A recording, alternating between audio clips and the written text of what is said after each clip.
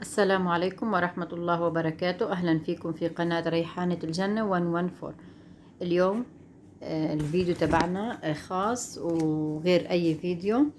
اليوم راح نعمل وصفة مشروب خاصة لمرضى الكورونا. الله يشفي جميع مرضى المسلمين يا رب العالمين.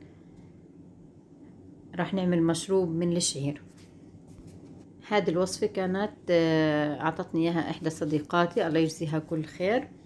مكوناتها سهلة وبسيطة. الشعير طبعا كلنا بنعرف شو هي فوائد الشعير. الشعير منقي للكلى، بدوب الحصى بالكلى، ينقي جسمنا من السموم. الرسول عليه الصلاة والسلام أوصانا بالتلبينة. التلبينة اللي هي بتتكون من الشعير واللبن والعسل.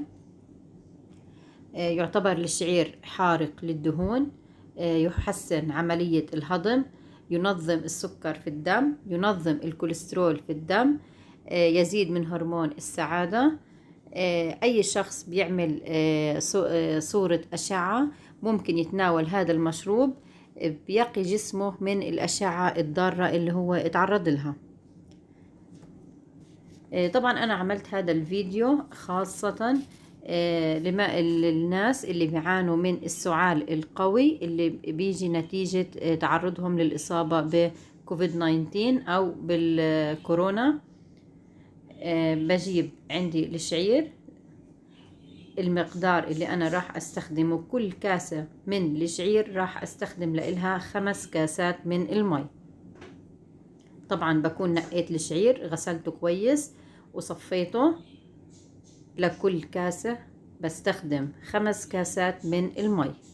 أنا هنا استخدمت 2.5 كاستين. استخدمت لهم 12 كاسة مية ونص.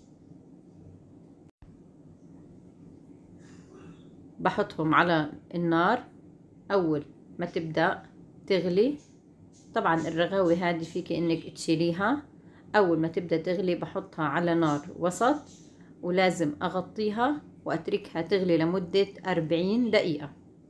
لازم أتركها تغلي لمدة 40 دقيقة.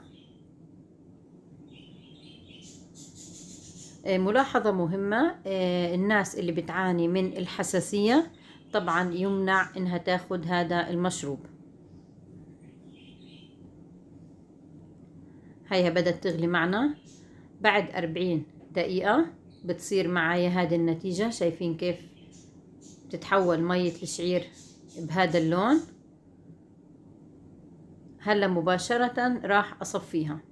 أنا طبعا راح أستخدم المي لأنه مع الغلي أخذت كل خلاصة الشعير، كله بينتقل عندي في المية.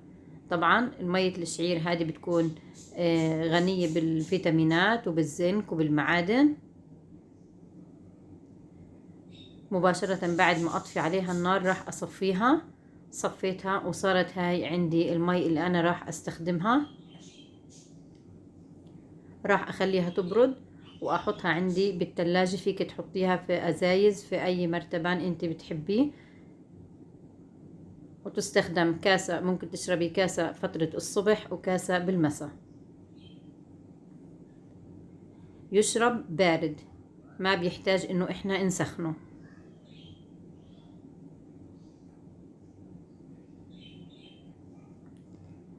طعمه لما بتتعودي عليه راح تحبيه. وصدقا عن تجربة للكحة وللسعال القوي راح تلاقوا نتيجة من أول مرة راح تستخدموها فيه.